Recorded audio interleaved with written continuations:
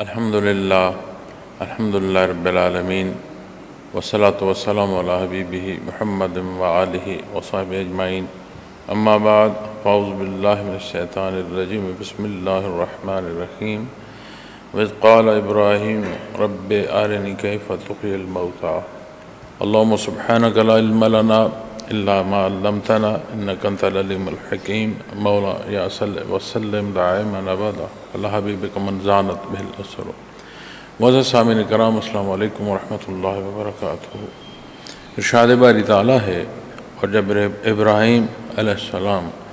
نے کہا اے میرے پروردگار آپ مردوں کو کیسے زندہ کریں گے مجھے دکھا دیجئے۔ معزز سامعین کرام متصل یہ تین آیات ہیں، ایک یہ اس سے پیشتر اور اس سے پیشتر، یہ تین آیات ہیں جس میں تین واقعات بیان فرمائے گئے ہیں۔ دو واقعات میں حضرت ابراہیم علیہ السلام کا ذکر فرمایا گیا ہے اور ایک واقعے میں حضرت عزیر علیہ السلام کا واقعہ بیان فرمایا گیا۔ ان تین آیات سے پیشتر جو حصہ آیت الکرسی کے بعد ہے، جہاں یہ ارشاد فرمایا گیا کہ لا اکراہ فی الدین، کہ دین میں زبردستی نہیں ہے، تو اس سے بعد انہیں جنہیں اللہ کریم کی دوستی نصیب ہوتی ہے انہیں اللہ کریم اندھیروں سے اجالے میں لے آتے ہیں، یعنی وہ حق پر آ جاتے ہیں، اور جو اپنی بدبختی کو لیے، بدعمالیوں کو لیے، ظلم کو لیے شیطان کی دوستی میں جا گھستے ہیں، وہ انہیں شیطان اندھیروں میں دھکیل دیتا ہے، اور انجام جو قرآن کریم نے بیان فرمایا اولئک اصحاب النار، یہ لوگ دوزخ کے رہنے والے ہیں، ہم فیہا خالدون، اور وہ اس میں ہمیشہ رہیں گے۔ یہاں بات آخرت کی فرمائی گئی ہے، اور اس آخرت کے فرمان کے ساتھ اگلا رکوع جو شروع ہوتا ہے اس کے پہلی تینوں آیات میں حیات بعد الموت کا ذکر آتا ہے۔ اب جب آپ حیات بعد الموت کی بات کرتے ہیں تو ایمان بالغیب کے حصے سامنے آتے ہیں، اور معزز سامعین کرام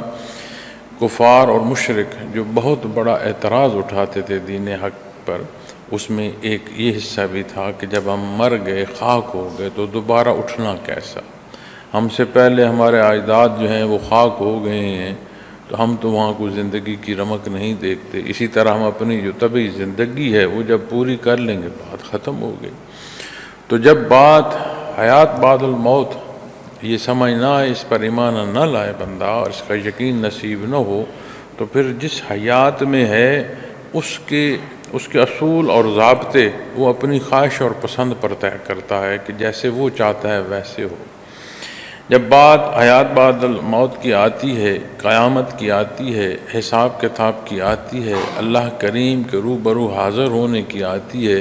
ہر معاملہ، ہر ماجرا، ہر واقعہ جو قرآن کریم بیان فرماتا ہے کہ اس کا فیصلہ قیامت کے روز ان کے مابین کر دیا جائے گا، جہاں اعتراض ہوگا، جو سوال ہوگا، ہر شے کا جواب قیامت کے دن عطا فرما دیا جائے گا۔ لیکن اس کے بعد پھر واپسی نہیں ہے۔ قرآن کریم وہ حالات بھی بیان فرماتا ہے کہ جہاں کافر یہ کہیں گے کہ بار الہ ہمیں ایک دفعہ واپس بھیج دے، ہم حق کے ساتھ واپس آئیں گے، جو کچھ کرتے رہیں اسے چھوڑ دیں گے، لیکن واپسی نہیں ہے۔ تو ایمان بالغیب میں یہ سارے حصوں کو جب آپ دیکھتے ہیں، اسی طرح ذات باری تعالیٰ جو ہے بہت بڑا غیب ہے، خود ذات باری تعالیٰ غیب ہے، اور کتنی خوبصورت اور اعلیٰ حصے صفات باری تعالیٰ کی اور قدرت کاملہ کا اظہار فرمایا گیا ہے آیت الکرسی میں۔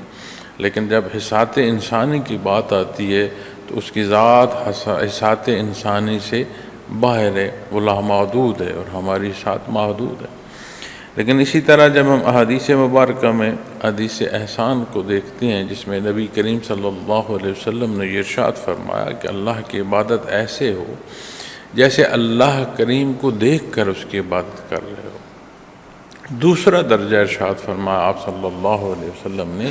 کہ یہ پہلا درجہ نہ ہو تو یہ درجہ تو ہو کہ میرا اللہ مجھے دیکھ رہا ہے۔ اب اس میں انسانی حسات کی دسترس سے یہ امر باہر ہے، ممکن ہی نہیں ہے، کسی پہلو سے سوچا نہیں جا سکتا۔ دنیا کی زندگی تمام ہوگی، ظاہراً ہم برزخ کو نہیں دیکھ پاتے، برزخ خود ایک پردہ ہے جو حائل ہے کہ جس پر موت واقع ہوگی، وہ ظاہری حصوں میں تباہ ہوتا گیا، فنا ہوتا گیا، خاک ہوتا گیا، لیکن اس پر جو برزخ کے حالات واقع ہوتے ہیں وہ قرآن و حدیث کی روشنی میں ہم جانتے ہیں۔ اسی طرح جب سور پھونکا جائے گا اور مخلوق اللہ کے حضور حاضر ہوگی اور اپنا اس کا حساب کتاب کی بات آئے گی،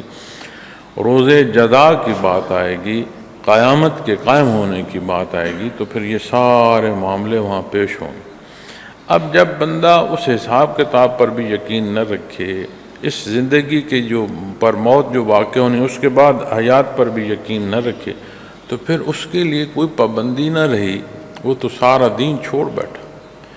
تو سارے دین کا انکار کر دیا گیا اگر ایمان بالغیب کا انکار ہو۔ ویسے تو ہر حصہ ایمان کا ماننا لازم ہے، لیکن جب آپ عملی زندگی میں دیکھتے ہیں کہ یہ انکار پھر عملی زندگی میں اپنی نفسانی خواہشات پر قائم رہنا ہو جو ہے اسے اور سہانا دکھاتا ہے کہ سب خاک ہو گئے، جس نے اچھا کیا وہ بھی خاک ہو گیا، جس نے برا کیا وہ بھی خاک ہو گیا۔ تو بہتر ہے کہ جہاں اپنی مرضی، جہاں اپنی خواہش ہے اس کے مطابق چلا جائے اور زندگی ایسے بسر ہو جیسا بندہ خود پسند کرتا ہے۔ تو اسی طرح یہی بات میں عرض کر رہا ہوں کہ کفار بھی بڑا اعتراض کرتے تھے کہ جب ہم خاک ہو گئے تو دوبارہ اٹھنا کیسا۔ حالانٰ جب مشرکین کی بات آتی ہے تو وہ جو حصے آخرت کے حوالے سے بیان ان کے علماء کرتے تھے اس میں اپنے آپ کو نجات ہی کی طرف لے جاتے تھے، لیکن بالعموم جو حصے تھے اس کا یقین نہیں تھا اور انحراف کیا گیا تھا، تجاوز کیا گیا تھا۔ سابقہ جو کتب ہیں ان میں کمی بیشی کی گئی اور اپنی خواہشات جو ہیں انہیں داخل کیا گیا۔ تو بہرکیف جب بات آخرت کی آتی ہے، ایمان بالغیب کی آتی ہے، اور خاص موت جو ہے حیات بعد الموت، یعنی یہ جو زندگی ہے اس کے بعد موت جو واقع ہوگی اس پر، اس میں اس کے بعد جو زندگی آتی ہے، تو ان تین حصوں کو اگر آپ تین واقعات کو دیکھیں تو پہلے واقعے میں حضرت ابراہیم علیہ السلام نے نمرود سے بحث فرمائی اور آپ نے حق ارشاد فرمایا، وہ آپ کی ضد کرتا رہا۔ تو جب بات آئی کہ زندگی اور موت کی، تو صفات باری تعالیٰ آپ نے ارشاد فرمائی کہ اللہ رب وہ ہے جو موت دیتا ہے، حیات دیتا ہے، یعنی میرا پروردگار ربی الذی یحیی و یمیت، میرا پروردگار وہ ہے جو زندہ کرتا ہے اور مارتا ہے۔ تو اس میں مقابلے میں اس نے ایک بودی حرکت کی کہ دو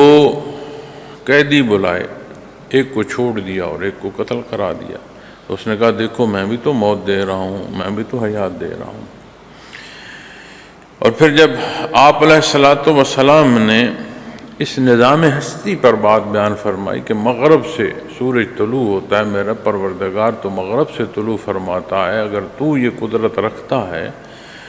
تو اس نظام سے اس کو مغرب سے لیا، مشرق سے لاتا ہے تو مغرب سے لیا، یعنی الٹ دے کہ طلوع مشرق سے ہے، غروب مغرب میں ہے، میرے مالک کا یہ نظم ہے۔ اگر تو سمجھتا ہے کہ تو خدائی قوت کا حامل ہے تو اسے مغرب سے واپس مشرق کو لے آ۔ معزز سامعین کرام، قرآن کریم ارشاد فرماتا ہے کہ فَبُہِتَ الَّذِي کفر، وہ کافر متحیر رہ گیا۔ اب اس نے آگے سے جواب نہیں دیا، خاموش ہو گیا۔ حیرت زدہ تو رہا، لیکن یہ بھی تو کہہ سکتا تھا کہ آپ نے پہلی بات جو مجھے کہی موت و حیات کی وہ میں نے تجھے دکھا دی، اب اس الٹ کا یہ جو آپ مغرب سے مشرق کی طرف بات طلوع کی کر رہے ہیں، آپ اپنے پروردگار کو کہیں یہ وہ دکھا دیں۔ لیکن وہ جانتا تھا نیا خانے میں کہ اللہ کریم کے نبی ہیں، اللہ کریم کے پیغمبر ہیں، اگر انہوں نے دعا کی اور یہ نظام ہستی ایسے الٹ حصے میں آ گیا تو پھر میں کہاں کا رہوں گا، تو میرے تو سارے پیروکار جاتے رہیں گے۔ تو وہ خاموش رہا۔ لیکن یہاں بھی بات موت و حیات کی آئی ہے۔ پھر یہ جو اگلا حصہ جس میں حضرت عزیر علیہ السلام کا بیان فرمایا کہ جہاں ان کا گزر ایک گاؤں سے ہوا تو اس کے جو حالات فرمایا اعلیٰ عروش اپنی چھتوں پر گرا پڑا تھا۔ اور چھتوں پر گرنا جو ہے وہ یہ ہے کہ چھت گرتی ہے پہلے پھر دیواریں گرتی ہیں، یعنی تباہی کی انتہا یہ ہو جاتی ہے کہ کسی مکان کی چھت گرتی ہے، جب چھت گر جائے اور ٹوٹی پھوٹی دیواریں کھڑی رہیں اور آخر ایسی تباہی ہے کہ آخر میں وہ دیواریں بھی گر جائیں اندر۔ تو چھتوں پر گرنے سے مراد یہ ہے کہ کوئی عمارت کسی پہلو سے سلامت نہ رہی ہو، بے شمار تباہی، بے انتہا تباہی۔ تو انہوں نے فرمایا تھا قال انا یحیی ھذہ اللہ بعد موتھا، اور انہوں نے کہا اس موت یعنی اس تباہی کے بعد اللہ اس کو کیوں کر زندہ کریں گے، یعنی اس کے باشندوں کو کیوں کر زندہ کریں گے۔ اب یہاں اعتراض نہیں ہے اور نہ انکار ہے، ایک تجسس ہے، ایک متجسس کیفیت ہے کہ وہ کیسے معاملہ ہوگا جیسے اللہ کریم انہیں زندگی دیں گے۔ اب بات یہاں بھی حیات بعد الموت کی ہو رہی ہے، تو انہیں اللہ کریم نے 100 سال اسی حالت میں رکھا کہ وہ جو نہ حیات تھی اور نہ موت تھی، لیکن ایک نوم ایسی طاری ہوئی کہ وہ 100 سال جو ہے وہ اس کیفیت میں رہے۔ پھر 100 سال کے بعد وہ سلامت، وجود سلامت، پہننا اوڑھنا سلامت، خوراک سلامت، تازگی، لیکن جو ان کے ساتھ سواری تھی وہ خاک ہو گئی، اور جب وہ اٹھے تو وہی خاک سے وہ ذرات جمع ہوتے ہوتے ہوتے ان کی سواری جو ہے واپس حیات میں آئی۔ تو اللہ کریم نے انہیں دکھایا کہ موت کے واقع ہونے اور اس کے بعد زندگی کا دینا یہ ایسے ہے جیسے یہ آپ کی سواری زندہ ہو۔ اب یہاں جو حضرت ابراہیم علیہ السلام نے عرض کی رب ارنی کیف تحیی الموتیٰ، تو عرض کی اے میرے پروردگار آپ مردوں کو کیسے زندہ کریں گے، مجھے دکھا دیں۔ یہاں ایک طلب ہے، ایک استدعا ہے، اور رب اے میرے پروردگار، رب وہ ذات جو ہر ضرورت پوری فرماتی ہے،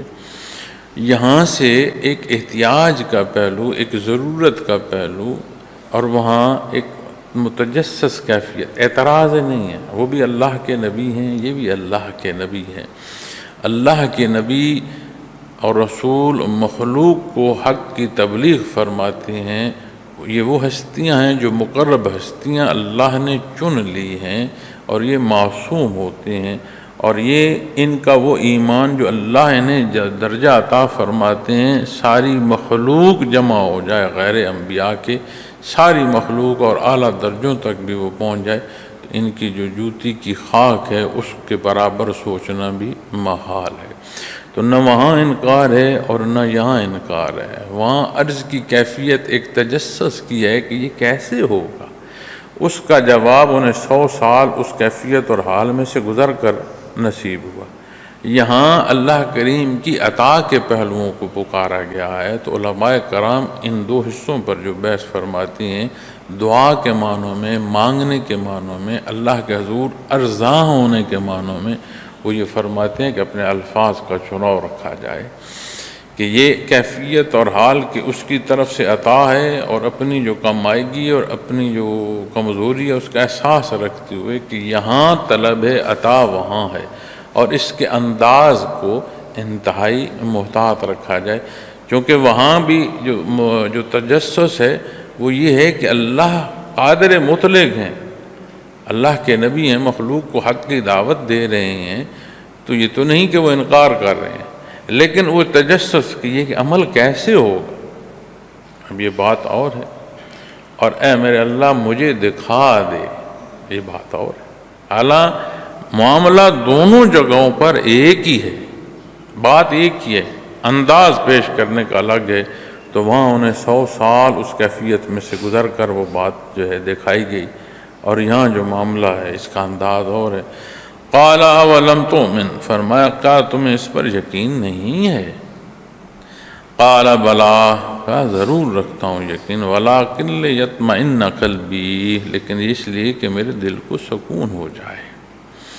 اب یہاں ایک احتیاج کی بات کی گئی، محتاجی کی بات کی گئی، اللہ کریم کی شان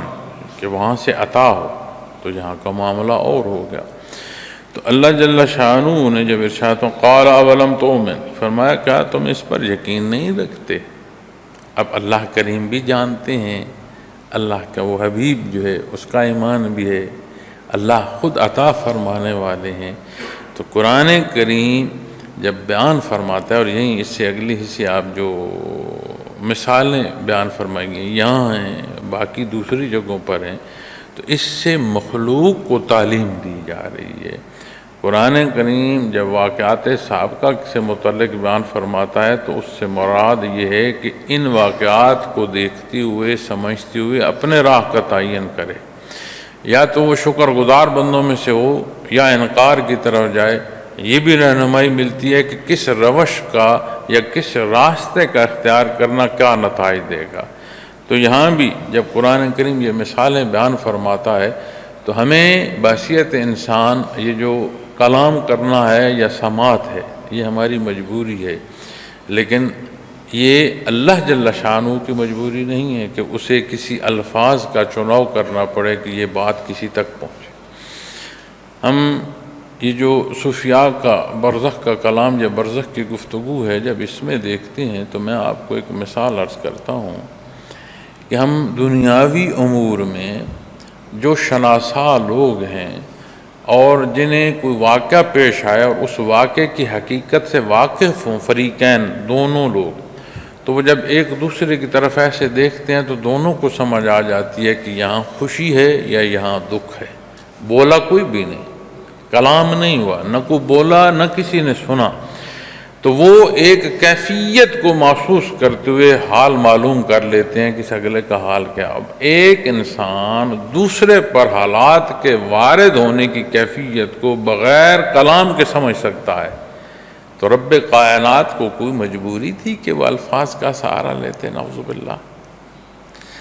یہ وہ حصے اختیار فرمائے گئے ہیں کہ جسے عامت الناس کا وہ درجہ، یہ بھی اس کی عطا ہے، شان ربوبیت ہے، ہر ایک کو اس کے درجوں پر تاکہ سے بات سمجھ آئے۔ کل وہ اللہ کے حضور یہ نہ کہہ پائے گا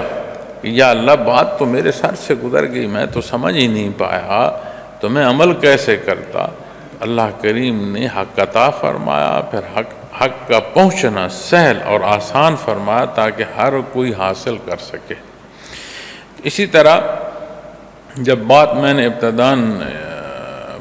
برزخ کے حالات اور صوفیاء کی تو یہ معاملہ کئی دفعہ دیکھنے میں بھی آیا اور باہر واقعات میں بھی ملتا ہے، پڑھنے میں بھی، کہ ضروری نہیں کہ صاحب کلام اور جو عرض کر رہا ہے دونوں ایک ہی زبان کے حامل۔ صاحب برزخ جانے کون سی زبان بولتی ہیں، اور جو پیش ہو رہا ہے یا عرض کر رہا ہے جانے وہ کون سی زبان بولتا ہے، لیکن وہ کیفیت جو عین ہے وہ منتقل ہو جاتی ہے دوسرے تک بغیر بولے بغیر سنے۔ اللہ کریم غفور الرحیم ہے، وہ فرماتا ہے کہ تمہیں عربی زبان میں قرآن عطا فرمایا تاکہ تم سمجھ سکو، تمہارے لیے سمجھنا آسان ہو۔ یہ قرآن کریم کی آیات ہے۔ اسی طرح جب واقعات کی بات آتی ہے، اور جیسے یہاں ارشاد فرمایا قال اولم تؤمن، کیا فرمایا کیا تم اس پر یقین نہیں رکھتے؟ قال بلا، کہا ضرور رکھتا ہوں، کیوں نہیں میرے مالک رکھتا۔ اب حضرت ابراہیم علیہ السلام کو بھی حیات بعد الموت پر ایمان ہے اور یقین ہے کلی طور پر، اور اللہ کریم بھی جانتے ہیں، اس کی ذات علیم ہے کہ یہ جو عرض کر رہے ہیں یہ ایک دعا ہے، ایک استدعا ہے، یہ انکار تو نہیں۔ قال اولم تؤمن، فرمایا کیا تم اس پر یقین نہیں رکھتے؟ قرآن کریم کی یہ شان ہے، اور آیت میں ہی فرمایا گیا کہ نہ کچھ ہے اس میں پہلے سے داخل ہو سکتی ہے اور نہ کوئی آخر سے، اس کی کوئی نفی نہیں کر سکتا، کوئی انکار نہیں کر سکتا، کوئی مداخلت نہیں کر سکتا، اس کے ثانی اس کے مقابل کوئی شے نہیں لا سکتا۔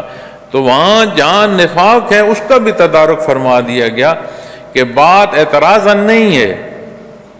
ایک طالب ہے، ایک کیفیت اور حال کی جو ہے شناسائی، اس میں ایک ترقی درکار ہے، اس کا اقرار جو ہے، اس کے اقرار میں ایک کیفیت، جیسے وَلَٰكِن لِيَطْمَئِنَّ قَلْبِي، ایک سکون درکار ہے، ایک کیفیت کا مستحکم اور اس کی ترقی درکار ہے۔ اب جہاں مخلوق کو دعوت حق دی جا رہی ہے وہاں اس کیفیت کا دیکھ کر، اس حال کو اپنے سامنے وارد ہوتا دیکھ کر، پھر جب بندہ کسی کو وہ بات پہنچاتا ہے تو کتنی مضبوط ہوتی ہے۔ اللہ کریم جانتے ہیں۔ قال ولم تؤمن، فرمایا کیا تم اس پر یقین نہیں رکھتے؟ قال بلا، کہا ضرور رکھتا ہوں، ولکن لیطمئن قلبی، لیکن یہ اس لیے کہ میرے دل کو سکون ہو جائے۔ محترم سامعین کرام، ہم ہر شے کو جانتے ہیں، بحیثیت مسلمان بات کی جائے تو بڑے نزاکت کے پہلو ہیں جہاں علماء کی ضرورت پیش آتی ہے، پھر مزید نازک معاملہ یا باریکیاں ہوتی ہیں جہاں مفتیان کرام کی ضرورت آتی ہے۔ بالعموم ضروریات دین ہر بندہ مومن جانتا ہے، جب جانتا ہے تو پھر اس پر عمل کیوں نہیں کر رہا؟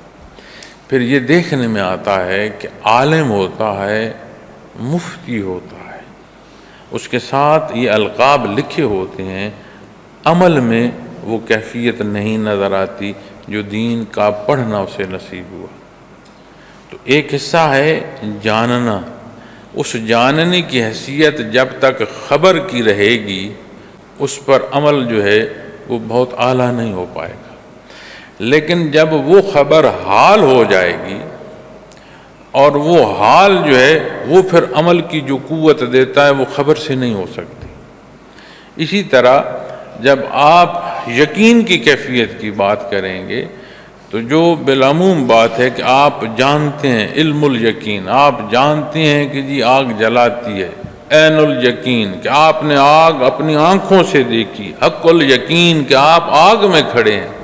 بات تینوں یقین کی ہیں۔ لیکن آگ میں کھڑا شخص، اس کے آگ کا ہونا کس درجے کا یقین ہے؟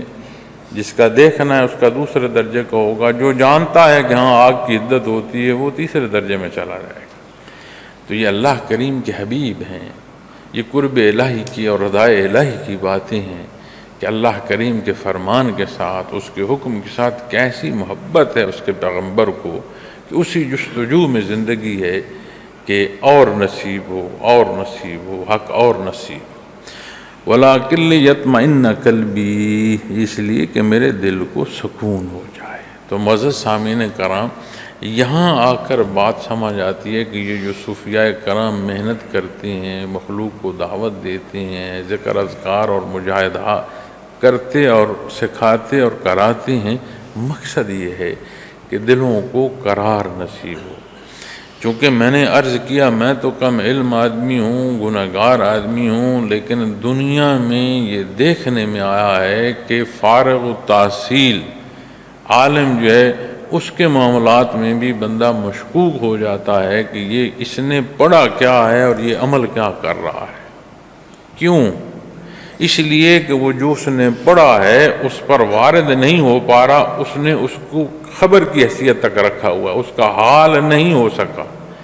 وہ جاننا اس کا حال ہوگا، اس کے دل کو قرار نصیب ہوگا، ایمان پختہ ہوگا، اسے معلوم ہوگا کہ میں نے اللہ کے حضور پیش ہونا ہے۔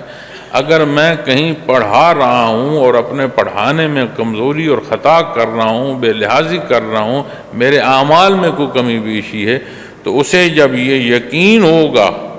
کہ میرا سوال بالعموم بندے سے زائد ہوگا، جیسے میں یہاں سے بیان کر رہا ہوں تو اس بیان کرنے کی غلطی پر گرفت بالعموم نہیں ہوگی، باقی کسی کی غلطی سے زائد ہوگی، اس لیے کہ میں مخاطب کر رہا ہوں، لوگ سماعت کر رہے ہیں، تو ان تک بات کے پہنچانے میں جو غلطی ہے کسی کی ذاتی حیثیت کی غلطی کا معاملہ اور ہوگا، اور اس پر اجتماعی غلطی کا حصہ وارد ہوگا، اس کی سزا زیادہ ہو جائے گی۔ اسی طرح دین کا جو جاننا، ضروریات دین کا جاننا ہر ایک پر لازم ہے، اس جاننے کے مطابق عمل نہیں ہوگا تو جو جتنا جانتا ہے، جتنا علم حاصل کیا، اس کے مطابق پھر اس پر سوال بڑھتا چلا جائے گا۔ تو یہاں یہ کیفیت اور حال نصیب ہو رہا ہے، یہ تعلیم عطا فرمائی جا رہی ہے کہ وَلَٰكِن لِيَطْمَئِنَّ قَلْبِي، کہ دل کو سکون پائے۔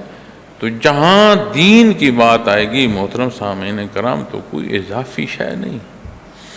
ہم نماز پڑھتے ہیں، سب سے بڑا فریضہ ہے، اللہ خالص ادائیگی کی توفیق عطا۔ پھر سنت کی بات آتی ہے فرائض کے بعد، پھر نفل کی بات۔ اب نفل اکثر پڑھے بھی جاتے ہیں، بعض دفعہ چھوڑ بھی دیے جاتے ہیں کہ مصروف ہیں، وقت تھوڑا ہے، فرض ادا ہو گیا، سنت پڑھ لی، موقدہ ہو گئی، چلے۔ لیکن معزز سامعین کرام،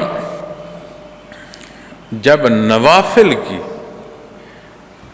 کیفیت اور شرف قبولیت حدیث شریف میں آپ دیکھتے ہیں نا،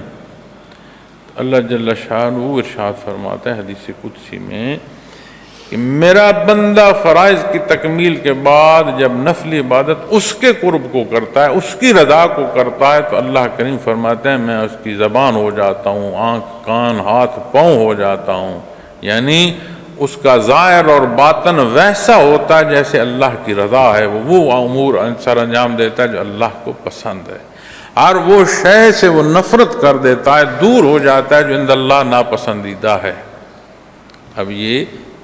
اس کیفیت اور حال پر بیان فرمایا گیا کہ جو ذمہ داری فرائض کی صورت میں اس کی تکمیل کرتے ہوئے پھر اللہ کے قرب میں اس کی تڑپ جو ہے اسے نفلی عبادات اور مجاہدات پر پہنچاتی ہے، تو یہ اسے مقام نصیب ہوتا ہے۔ تو دین اسلام میں کوئی شے زائد نہیں چاہے جائے کہ بندہ اللہ کی یاد کو زائد حصوں میں کہہ دے کہ یہ کوئی اضافی شے نہیں، یا تو کوئی شے دین ہے یا تو کوئی شے بے دینی میں چلی جائے گی۔ دین ہے الحمدللہ اختیار کیا ہے، بے دینی ہے اللہ بچائے، اللہ معاف فرمائے کہ بندہ بے دینی سے بچ جائے۔ تو جب بات دلوں کی آئے گی، اطمینان اور قرار کی آئے گی، ایمان کی پختگی کی آئے گی، تو پھر سمجھ آتی ہے کہ خبر کا حال ہونا اس کے لیے پھر یہاں کا معاملہ اور ماجرا درکار ہو۔ اس سے مراد یہ نہیں ہوتا کہ کوئی عالم اگر دین کی اہمیت بیان کر رہا ہو تو اس سے اس کی علمیت جو ہے اسے زیر بحث لانا ہے، یا اس کا خود کا بڑا عالم ہونا بیان کرنا ہے، یا اس ہی سے علم حاصل کیا جائے، اس کا مقصد یہ ہے، وہ یہ نہیں ہوتا۔ اس کا مقصد ہوتا ہے کہ دین کی طرف رغبت جو ہے وہ مخلوق حاصل کرے۔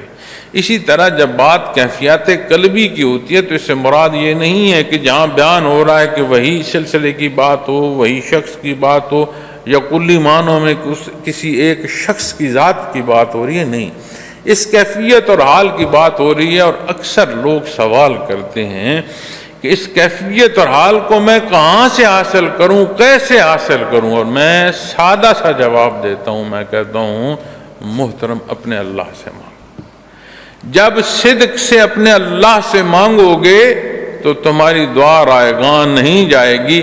کیسے ملنا ہے، کہاں سے ملنا ہے، کیا نسبت ہوگی، یہ تیری فکر کی ضرورت نہیں ہے، یہ اللہ کریم عطا فرما دیتے ہیں۔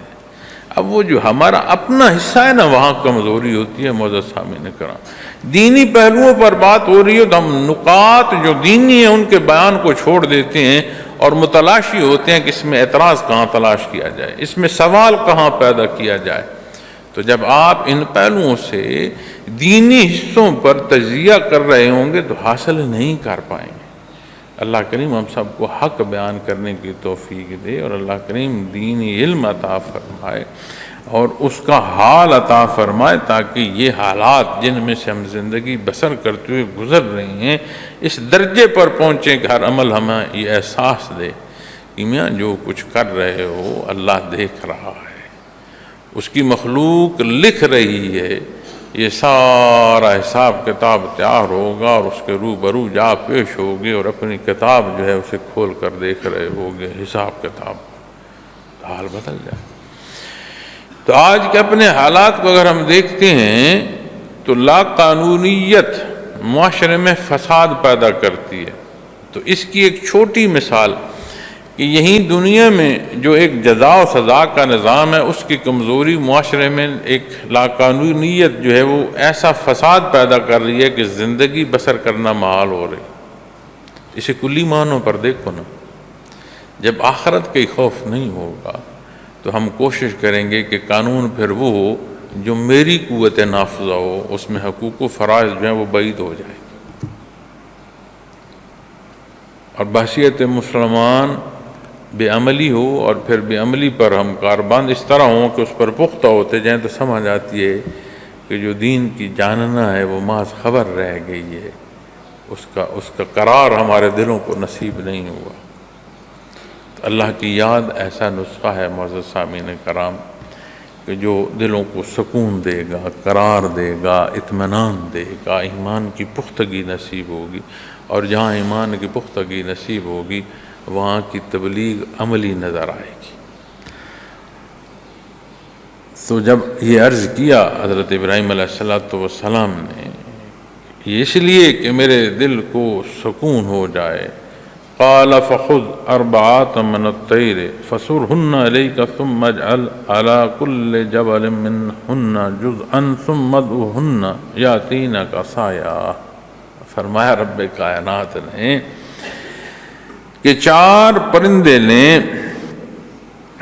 اربعات من الطیر، 4 پرندے لیں، فصرهن الیک، انہیں اپنے ساتھ ایسے ہلائیں، فرمایا اپنے ساتھ ہلا لیں، پھر ہر پہاڑ پر ان میں سے ایک ایک ٹکڑا رکھ دیں، پھر ان کو بلائیں، وہ دوڑتے ہوئے آپ کے پاس چلے آئیں گے، یاتینک سعیا۔ اب اس میں جب مفسرین کرام واقعہ لکھتے ہیں تو وہ فرماتے ہیں کہ 4 پرندوں کا حکم دیا گیا حضرت ابراہیم علیہ السلام کو کہ 4 پرندے جو ہیں آپ اپنے ساتھ ہلا لیں، یعنی ایسا پالیں، ان کا دانہ دن کا اور ان کے ساتھ وقت بسر کریں کہ وہ آپ کے ساتھ ہل جائیں، اور آپ بھی تاکہ ان کو پہچان پائیں۔ اس کے بعد جب وہ آپ کی پکار پر آپ کے پاس آنا شروع ہو جائیں تو آپ انہیں ذبح کر کے اور ان کے وجود کو اس طرح تقسیم کر دیں کہ 4 کو وجود جو ہے وہ کاٹ کے حصوں میں تقسیم کر دیں اور ہر ایک حصہ پہاڑ پر پھیلا دیں۔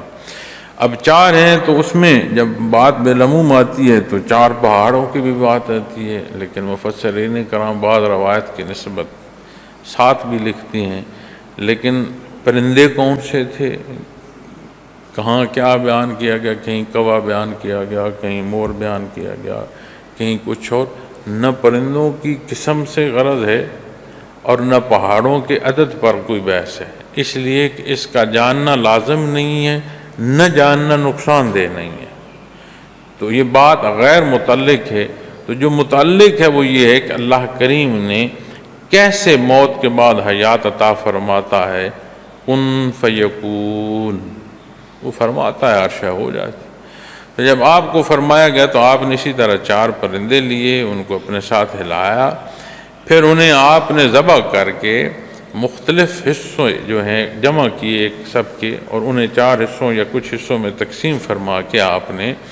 انہیں پہاڑ پر پھیلا دیا۔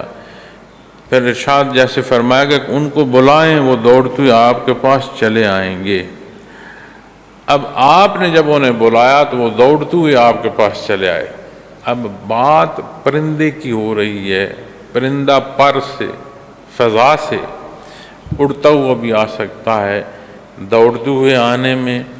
کہ آپ کے سامنے بھی رہے، کیا پرندے کی قسم ایسی ہے کہ جو اڑ نہیں سکتی یا پروں والا ہے، لیکن یہ ساری وہ بحثیں ہیں جیسے میں نے بات کی کہ ان کا جاننا لازم نہیں، نہ جاننا نقصان دہ ہے۔ تو اسی طرح جب آپ نے وہ عمل کیا اور آپ نے وہ پکارے تو وہ دوڑتے آپ کے پاس آئے۔ اس میں بعض روایات میں یہ بھی ملتا ہے کہ آپ نے ان پرندوں کے سر اپنے پاس رکھ لیے، تو جب آپ نے پکارا تو کہیں سے خون، کہیں سے پر، کہیں سے گوشت، کہیں سے ٹکڑا، آپس میں وہ اکٹھے ہوتے ہوتے ایک ایک پرندہ بنتے گئے۔ تو وہ یہ بھی لکھتے ہیں کہ ایک پرندہ آپ تک پہنچا بغیر سر کے،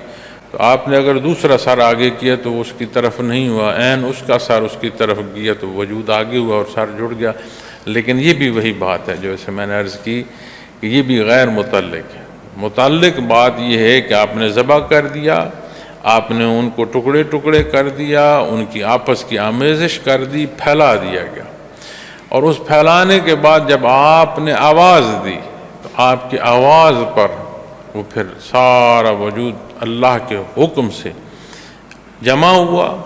اور وہ جمع ہو کر پوری حیات کے ساتھ جیسے پہلے تھے آپ کے پاس پہنچا۔ اس کا وہ انس جو آپ علیہ السلام سے تھا،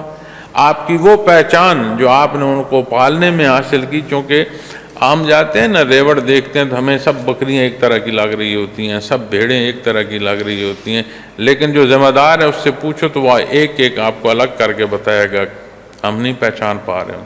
لیکن جب آپ کے ساتھ ان کا عرصہ اور وقت بسر ہوا تو آپ کی بھی وہ پہچان پرندوں کی نسبت کی عین وہی پرندے ہیں، کوئی دوسرا پرندہ نہیں ہے،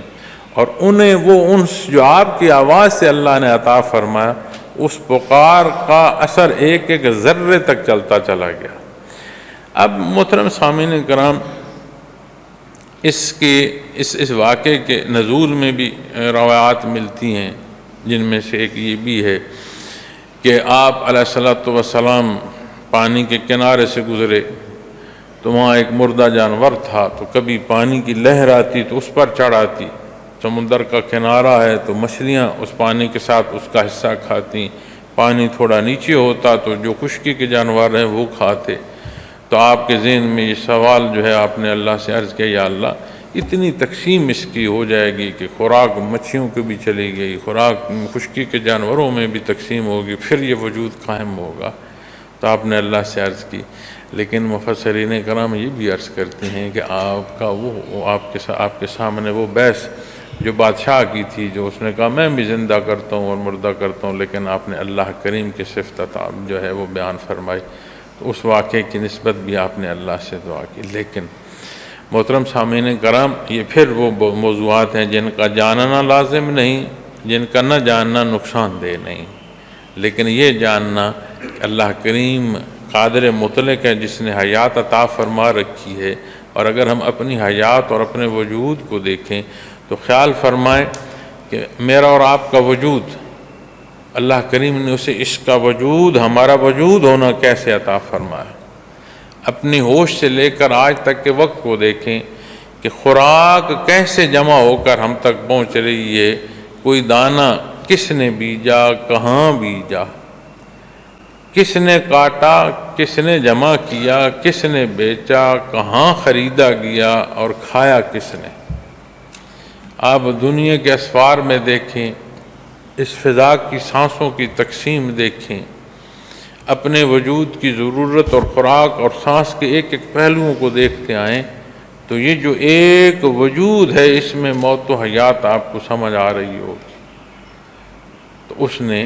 یہ اس سے کہ وہ مالک ہے جس نے حیات عطا فرمائی ہے، وہی موت دیتا ہے، اور وہی موت کے بعد پھر حیات دے گا، اور اسی کے حضور جا کر حساب کتاب ہوگا۔ تو زندگی سنبھل کر رہی جائے، اپنے آپ کو سنبھال کر اس میں زندگی بسر کی جائے، چونکہ یہ محض گزار دینے کو نہیں ہے۔ ہم دنیا کی دولت کو، سونے چاندی زیورات اور ہیرے، ہم سمجھتے ہیں کہ بڑے قیمتی ہیں، کئی جدید دھات جو ہیں ان پر بحث آتی ہے کہ یہ ان سے بھی قیمتی ہے۔ معزز سامعین کرام، زندگی کی جو فرصت ہے نا، یہ جو سانسیں ہیں، یہ سب سے قیمتی ہے، یہ پلٹ کر نہیں آئیں گے۔ جو اعمال ہم اختیار کریں گے وہ اعمال ہمارے سامنے آئیں گے۔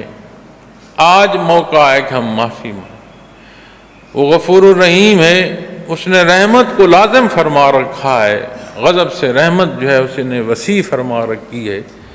اور خالص دل سے معافی کا طالب ایسا ہے جیسے نہا کر آیا ہو، گناہوں سے ایسا پاک کہ کوئی گناہ نہ بچے۔ ضرورت اس پہلو کی ہے۔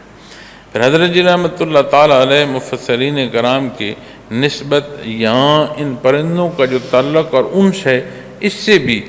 جو کیفیات قلبی ہیں اس پر رہنمائی فرماتے ہیں۔ فرماتے ہیں سالک اور شیخ، یہاں ایک پرندہ ہے، اسے انس ہے اپنے پالنے والے سے، بات پیدا کرنے والے کی نہیں ہو رہی، پالنے والے کی۔ بالعموم حضرت ابراہیم علیہ السلام ان کی پرورش جو ظاہری پہلو میں کر رہے ہیں، ان کی ضرورت پوری کر رہے ہیں، دانہ دن کا کھلا رہے ہیں، تو ان کے ساتھ انہیں وہ انس ہے کہ ان کا وجود ذرے ذرے میں ہو گیا، لیکن ان کی پکار پر ذرہ ذرہ واپس اللہ نے جمع ہونا عطا فرما دیا۔ تو جہاں سے حصول فیض ہے، وہاں پر آپ کا تعلق خالص ہو اور انس کا ہو تو آپ حاصل کر پائیں گے، وگرنہ اگر وہاں کا انس کہیں کسی مقام تک پر بھی کوئی پہنچ جائے اور وہاں کو کمی واقع ہو جائے تو وہ عمارت گر جائے گی، سلامت نہیں رہ سکتی، چاہے جائے کہ کوئی کہے کہ ترقی کر پائے گا۔ تو کیفی حصوں میں بھی یہاں سے علماء کرام جو ہیں، صوفیاء کرام ہماری رہنمائی فرماتے ہیں کہ پرندے کا انس اس کے وجود کے ذرے ذرے کو بإذن اللہ جمع کرنے کا سبب اور آپ علیہ الصلوۃ والسلام کے روبرو پیش ہونے کا سبب ہو گیا۔ تو جب بات کیفیت کے حصول کی آئے گی تو یہاں انس درکار نہیں ہے۔ تو بے شمار ہماری کمزوریاں ہیں، خطائیں ہیں، لیکن یہ ہر شے کو یہ جو بے نیتی ہے نا، اندر کا فطور ہے، اجاڑ دیتا ہے۔ تو اللہ کریم اس خناس سے معاف فرمائے، اللہ مخلص ہونا عطا فرمائے۔ ہم کمزور ہیں، خطا کار ہیں، اللہ ہمیں معاف فرمائے۔ تو ارشاد فرمایا وَاعْلَمْ أَنَّ اللَّهَ عَزِيزٌ حَكِيمٌ،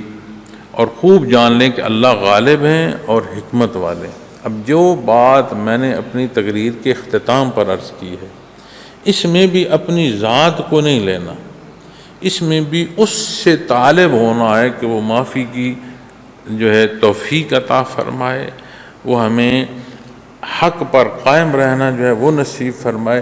اپنی محتاجی جو ہے نہیں چھوڑنی، اس کی بے نیازی کا ہر پہلو سے اظہار رہے۔ وَاعْلَمْ أَنَّ اللَّهَ عَزِيزٌ حَكِيمٌ، اور خوب جان لو، اسے ذہن نشین کر لو، اس پر پختہ ہو جاؤ کہ اللہ غالب ہے، ہر شے اس کی طرف سے ہے، وہ بے نیاز ہے، ہم محتاج ہیں، ہمیں ضرورت ہے، وہ عطا فرمانے والا ہے، حکیم، ہر بات میں حکمت ہے۔ یہ جو تمہیں سکھایا، سمجھایا اور تمہیں تعلیم دی جا رہی ہے،